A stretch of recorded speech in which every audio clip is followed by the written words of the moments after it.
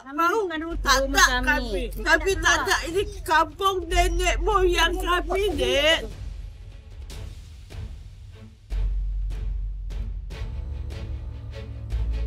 Karena masalah mendasar adalah penghormatan terhadap hak-hak masyarakat atas tanah itu sendiri. Terungkap ada kepentingan politik di balik peristiwa Rempang. Tetap 5 juta. Kami harga Melayu kami dijatuh dia betul-betul, Dek. Pulau Rempang, Batam, Kepulauan Riau adalah tempat yang pernah gemerlap dengan aktivitas harian yang tenang.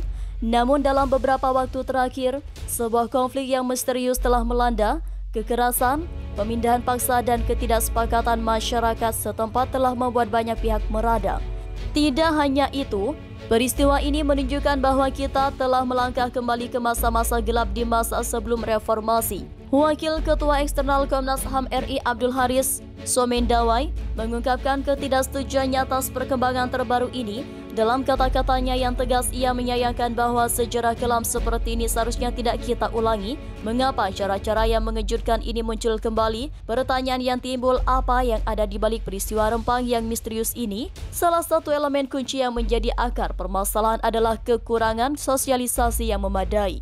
Pihak berwenang terkait rencana relokasi dan proyek Rempang Eco City tampaknya kurang gencar dalam memberikan informasi kepada masyarakat setempat. Keterangan dari Kapolresta Barelang mengungkapkan bahwa sosialisasi yang dilakukan oleh BP Batam sangat minim dan tidak memadai.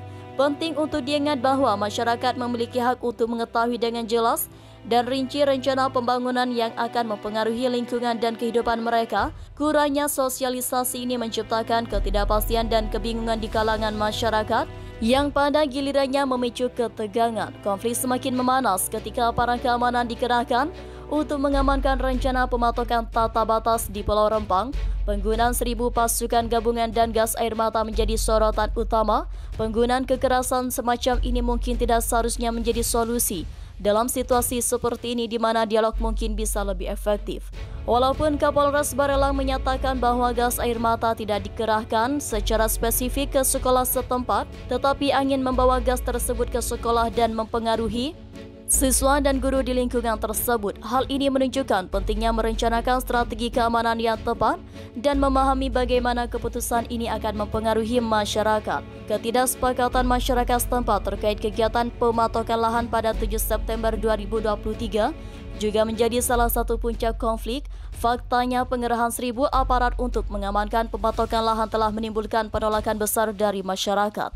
Ini menunjukkan bahwa masyarakat merasa bahwa kepentingan dan kekhawatiran mereka tidak diperhatikan oleh pihak berwenang. Namun pernyataan besar adalah apa yang ada di balik perlawanan dan ketidaksepakatan ini. Adakah faktor-faktor lain yang mempengaruhi situasi ini? Untuk menjawabnya, kita perlu melihat lebih dalam ke dalam faktor-faktor sosial, ekonomi, dan politik yang mungkin memiliki peran dan konflik ini. Sebelum konflik ini terjadi, bagaimana kondisi sosial dan ekonomi masyarakat setempat? Apakah ada ketidakpuasan ekonomi atau kesengajaan sosial yang mungkin menjadi faktor pendorong?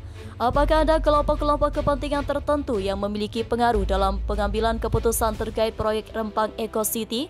Apakah mereka memainkan peran penting dalam dinamika konflik ini? Adakah perubahan dalam situasi politik yang mungkin mempengaruhi perkembangan konflik ini? Apakah faktor politik mempengaruhi cara pemerintah menangani situasi ini? Jika kita ingin mencegah konflik serupa di masa depan, perlu ada tindakan konkret berikut. Beberapa langkah yang dapat diambil. Pemerintah dan pihak terkait harus melakukan sosialisasi yang lebih mendalam dan transparan kepada masyarakat setempat. Masyarakat harus diberikan pemahaman yang lebih baik tentang rencana pembangunan. Masyarakat setempat harus diikutsertakan serta secara aktif dalam proses pengambilan keputusan terkait pembangunan. Ini akan menciptakan rasa kepemilikan dan penghargaan terhadap rencana pembangunan tersebut. Pemerintah dapat melakukan audit sosial untuk pemahaman lebih dalam kondisi sosial dan ekonomi masyarakat yang akan terkena dampak pembangunan. Hal ini akan membantu merancang solusi yang lebih sesuai dengan kebutuhan masyarakat. Pelatihan dalam penanganan konflik dan pemahaman hak asasi manusia harus diberikan kepada aparat keamanan. Ini akan membantu menghindari penggunaan kekerasan yang tidak perlu. Pihak berwenang harus terbuka terhadap masukan dan kritik dari masyarakat. Ini memungkinkan untuk mengatasi permasalahan sejak awal sebelum mencapai tingkat konflik yang lebih tinggi. Pemerintah harus memperkuat regulasi terkait dengan pembangunan dan pengambilan keputusan yang mempengaruhi masyarakat. Ini termasuk prosedur yang jelas untuk mengatasi konflik dan melindungi hak-hak masyarakat.